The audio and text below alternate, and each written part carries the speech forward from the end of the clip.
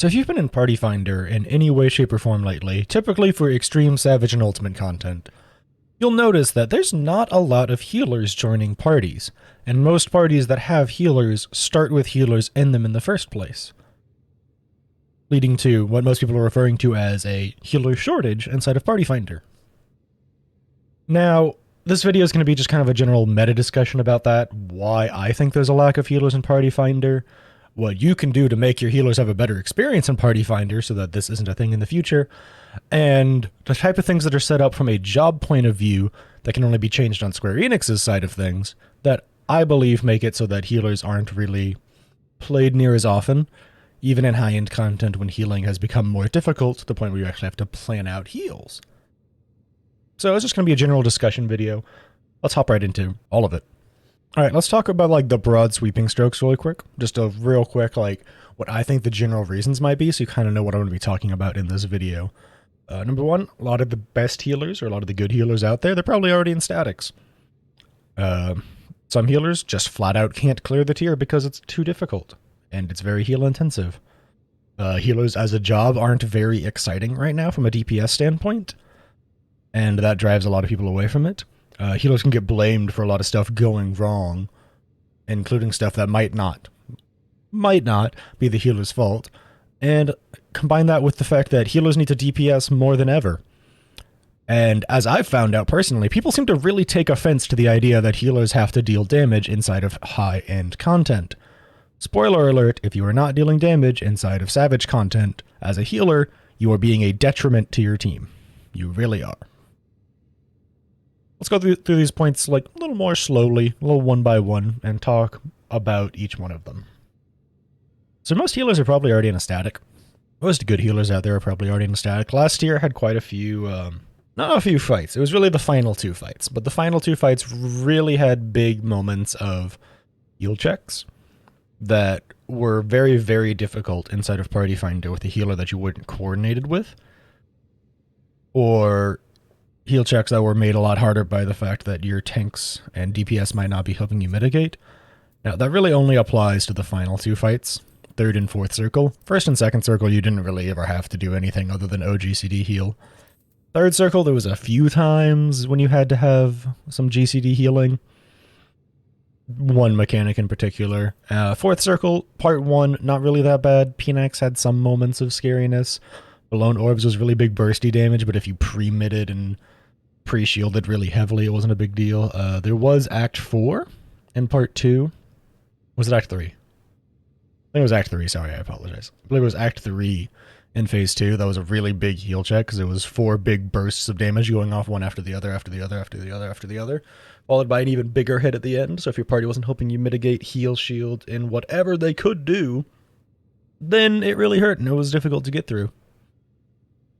But stuff like that probably drove people towards having a static, which is exacerbated even harder by the fact that 5th circle straight out the gate, a lot more healing to be done than the 1st circle last year, or the 2nd circle. Same with 6th circle.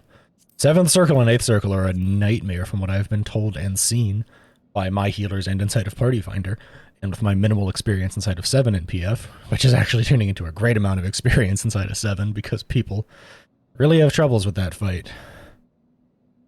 Very frustrating, I tell you what.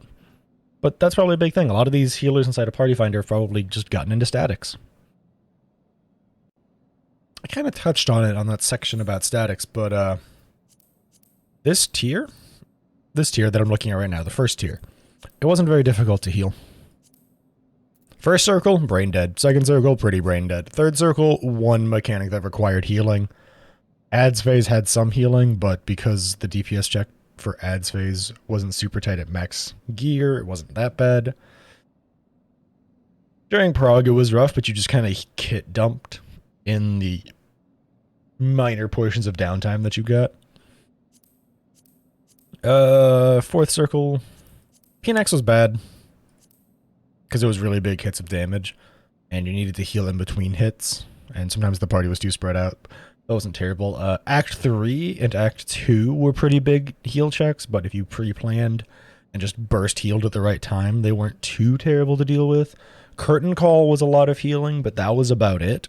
I don't think anything else in the tier was near as bad as Curtain Call was.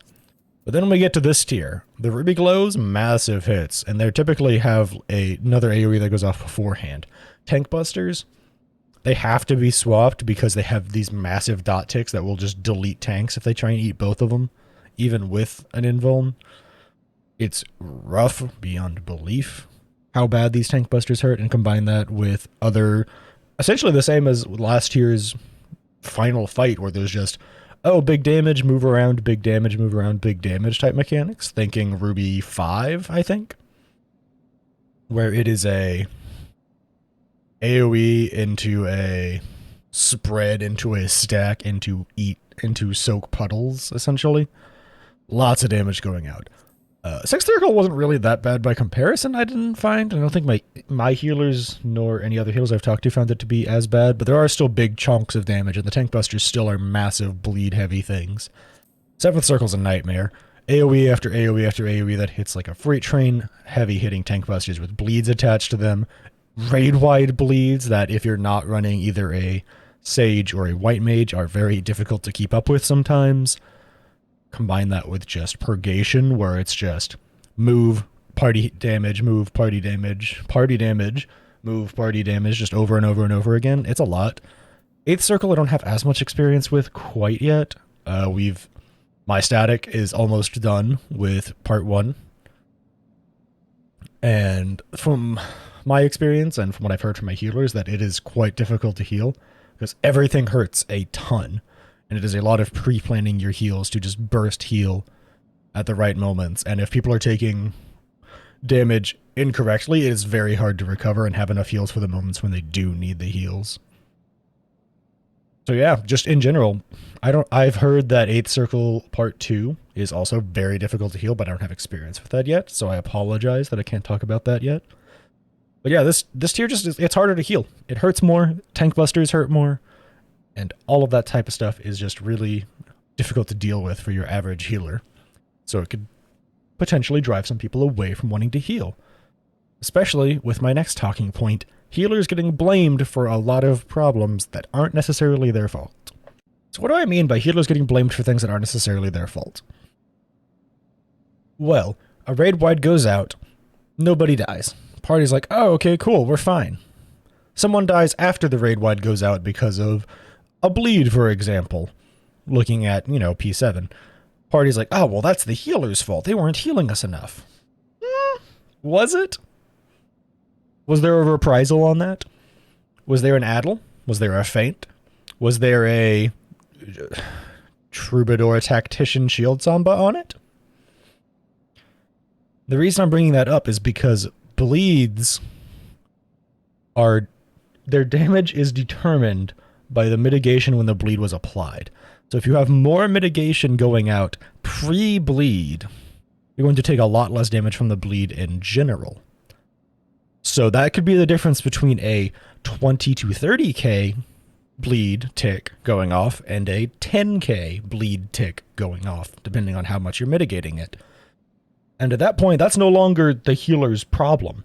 If the healer is surprised by, oh my god, the party's taking 30,000 damage per bleed tick, oh, I really need to start healing now. By the time they think that, it might be too late for the poor caster who has the least amount of HP in the party. And that's not necessarily the healer's fault. Should the healer have also been mitigating it? Yes, but what if they did already mitigate it? What if they already had their wings out on White Mage, their Caracale out on Sage, their Sacred Soil down on Scholar, their Bubble on Astra? What if they'd already done that? Well, they can't do anything more. They only have that one ability to press, and then they can just heal. So if they are suddenly getting hit for twice the amount that they expected, then man, that's the party's problem, not theirs. And that's something that I've noticed happen a few times, especially as I'm healing, where I can feel a really big difference in parties that will have their DPS be helping the healers mitigate and the tanks mitigate, and parties where the tanks and DPS aren't helping at all, and all of a sudden you are scrambling to just burn through your resources to keep the party alive. There's a big difference. And because this tier hurts so much more, it can be incredibly apparent even inside of just the tank busters alone. The tank busters hurt really hard, so if the tanks aren't mitigating properly, then, oh my goodness, all of a sudden the tank is eating a 40k bleed tick every second because they didn't mitigate before the bleed went out. And you are scrambling to keep them alive. Now, if you want help on that, I actually have a video talking about mitigating inside of current Savage content on tanks, as well as just mitigation in general inside of 14. Hey, look at me shilling out for myself. I'm so good at this. But yeah, that's just a general thing that I feel like a lot of people might not realize, that it might just be that they've had a bunch of bad experiences back to back to back with people not mitigating as the DPS. So they swap to the DPS and become the DPS who mitigates to help out their healers. But all of a sudden, there's now even less healers because of all the healers that might be doing that. And why also they swap to a DPS? Because healers aren't really that exciting sometimes when it comes to damage, and that's the next point here. Look, everybody knows that healers aren't the most exciting job to play in terms of their DPS rotation. I play what I consider to be the most exciting of the healers in terms of DPS rotation. You know what Sage has? Sage has 4 DPS buttons, 5 technically if you're including Pneuma. They have their Dosis, they have their Phlegma, they have their Toxicon, they have their Eucrasian Dosis, and then they have their Pneuma. They have 5 buttons, which is the most amount of damage buttons out of all the healers, I believe. Excluding AoE buttons, but all healers have an AoE button. But that's the most quote-unquote interesting healer, and none of that's really a rotation. It's you spam Dosis until you need to reapply your dot, and you reapply it. You use your Toxicon procs when you need movement. Phlegma can be used for the same reason, but you try and hold them for party buffs. Pneuma is a giant heal, so you actually only want to use it when you need a giant heal to go out. Compare it to White Mage. White Mage has Glare and their dot, and decides that they just hit off cooldown, which I don't even know if that applies to be a rotation. It's just another button that they hit off cooldown. They do have Lily planning, where you're supposed to burn 3 lilies every minute so that they can get an Afflatus Misery every minute, but that's about it. That's not really that exciting, because it's just, oh, I spend the resources in my gauge. Astro, it has, I guess, Macrocosmos, but once again, like Pneuma, that's just a heal. They have their dot and they have their damage spell. They have their Minor Arcana that they can hit for a damage button, but that's only if they get it for a damage button. Scholar has a slightly more interesting one because they have energy drain shenanigans, but outside of Party Finder, you don't really want to be spamming your energy drain for damage. You'd rather be holding on to it just in case you need to use it for healing, because if you're inside a Party Finder, you're probably not planning with your co-healer as about who needs to heal what, so you're probably going to want to be holding on to like an Aether Flow or 2 to throw down a Sacred Soil, or to throw out an extra Indom, or throw out an extra Excog on one of the tanks or something like that. But none of them really have the greatest or most interesting DPS rotation, and it can be kind of dull. And this is one of those problems that I said isn't really on the community. This is kind of a Square Enix design philosophy thing. I think that if Sage is the direction that they're going with healers in the future, I have a little more faith in what they're going to do with them. I think Sage is honestly a solid step up from the other healers, in terms of they have a button that they press as part of a burst window, which is slightly better IMO than the other healers. I also do like that it falls outside of the 2-minute meta because it is a 45-second cooldown, meaning you need to plan around it a little bit. Speaking of 2-minute meta, there's going to be a video coming out on that semi soon, so look forward to that. But, like, they're not that exciting. It's kind of apply a dot, spam your 1 damage spell, and try and keep that rolling as much as possible while healing as little as possible. Which is just frustrating. Especially when you're just watching the party like not meet damage checks and you're like, I am spamming my button as hard as I can, and this is not on me anymore. And speaking of stuff like that, that brings me to one of my next points that I don't think I talked about at the beginning, but it's the healing with a random co-healer effect. Well, what do I mean by, like, you know, healing with a not good co-healer effect? Well, when you're in Party Finder, you're typically not going to be like in a voice call or communicating that much with your random co-healer. I know I don't, because I typically just join Party Finders to try and get a quick clear and hop out for the week. I don't really want to sit around and be like, okay, well, I'm going to Hollows this, you use your wings on that, I'm going to Karakale this, and use Panheima on this. I just kind of hit my buttons when I typically do, and just assume that my co-healer will kind of adapt to what I've done if I hit my buttons before they hit theirs. Which doesn't always work out.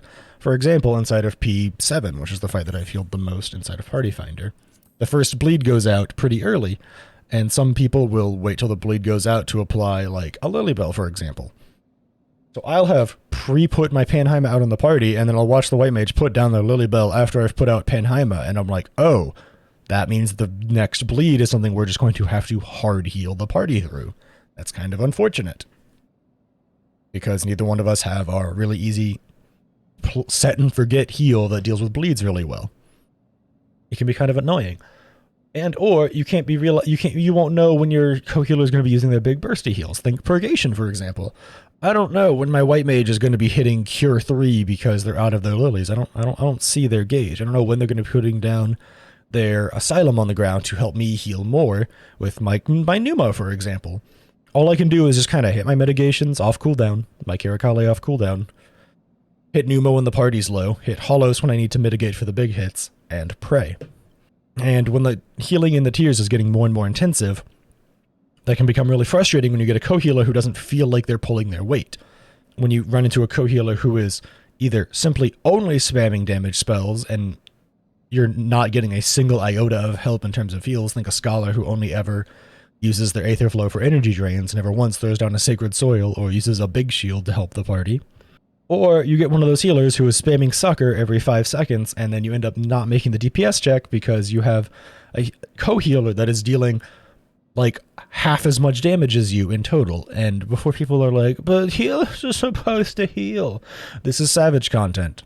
Everyone is supposed to be dealing damage. If you are not dealing damage to the best of your ability in Savage content and trying to push your job to deal as much damage as possible, you are most likely being a detriment to your party and causing you to not meet damage checks. That is a real thing inside of Savage. Please hit your damage buttons. Well, that's the video, though. That is just my general thoughts and experiences on healing and why there's probably a healer shortage inside of Party Finder. You want there to be more healers inside of Party Finder? Treat your healers better. Make sure you help them mitigate properly. Make sure that you throw out your personal heals when you can. Make sure that you are not getting hit by extra damage and making them hard raise you at times when they really don't want to be hard raising. All that sort of stuff. And hope that Square Enix makes healers a little more interesting to play to maybe draw more people to the job. I don't know if that last one's going to happen, but hey. I personally really like where they've taken fights in terms of required healing. I think it's a lot more interesting to have to plan out my healing and even potentially be forced into like GCD healing at certain points in fights. It can be a little frustrating inside of PF with, you know, the bad co-healer syndrome, which does happen on time.